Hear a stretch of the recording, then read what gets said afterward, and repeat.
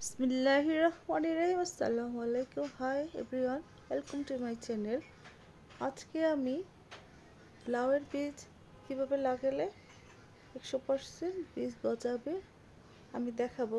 অনেক সময় আমাদের লাউয়ের বীজই লাগালে সেগুলো গাছ গজায় না, সেই বিষয়ে আজকে আমি দেখাবো। আমি আজকে দুই পদ্ধতিতে লাউয়ের বীজই কীভাবে লাগালে 100% অঙ্কুরোদ্গমন হবে সেই বিষয়ে এই ভিডিওতে আলোচনা করব। সবাইকে প্রথম থেকে শেষ পর্যন্ত দেখার জন্য অনুরোধ রইল।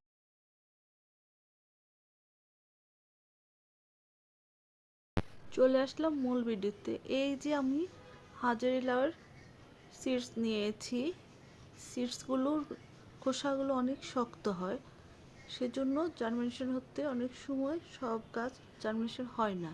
তাই আমি এই বিচিগুলোকে একটু হালকা কুসুম গরম পানিতে ভিজিয়ে রাখবো।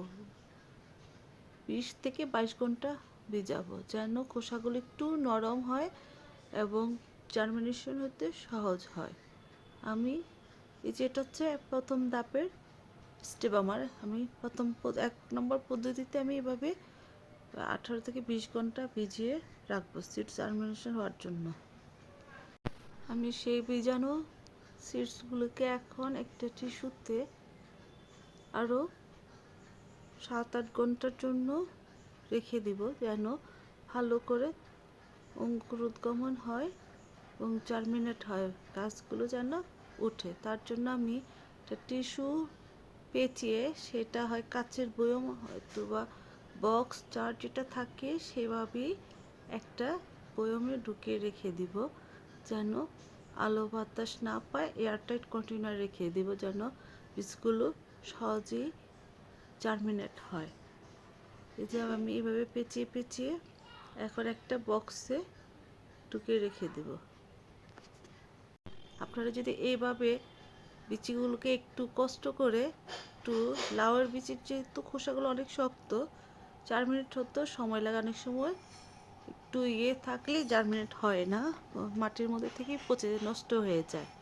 সেজন্য একটু কষ্ট করে লাউয়ের বিচিগুলোকে জার্মিনেট করতে হয়। এভাবে হচ্ছে 1 নম্বর পদ্ধতি। এইটাই যে এভাবে দিয়ে আমি এখন পানি স্প্রে করে দিব, যেন একটু ময়েশ্চার থাকে, সহজে সিডসের কভারগুলো নরম হয়ে অঙ্কুরোদ্গমন হতে পারে। তাই আমি যে পানি স্প্রে করে এখন বয়মের মুখটাকে বন্ধ করে রেখে দিব। রেখে দিয়ে যখন একটু বের হবে, তখনই আমি গোড়া বের হবে, তখনই আমি মাটির মধ্যে 1 টাইম গ্লাসের মধ্যে লাগিয়ে দিব। আর এটা হচ্ছে আমার 2 নম্বর পদ্ধতি। এটা আমি জৈব সার নিয়েছি, কম্পোস্ট। এই যে এই সারটা থাকবে উপরে আর এই সারটা থাকবে নিচে, চিকন মাথাটা। এটা নিচে দিয়ে খুব একটা বেশি নিচে দিব না, হালকা আবার ওই পরিমাণ মাটি দিয়ে আবার ঢেকে দিব, বেশি নিচে দিব না। এভাবে দিয়ে আমি একটা পানি স্প্রে করে পানি দিয়ে দিব, যেন সেই পানিটা পেয়ে আস্তে আস্তে ময়েশ্চার থাকবে মাটিটা এবং গাছটা এটা সহজে অঙ্কুরোদ্গমন হতে পারে, সহজে গাছটা উঠতে পারে। আর অনেক সময় যদি আমি পলিথিন দিয়ে এটা ঢেকে দিই, খুব সহজেই 5-6 দিন লাগবে জার্মিনেট হতে, গাছ গজাতে। যদি আমি এই ছোট্ট টবটাকে আমি একটা পলিথিন দিয়ে এয়ারটাইট করে রেখে দিই। Thank you for watching.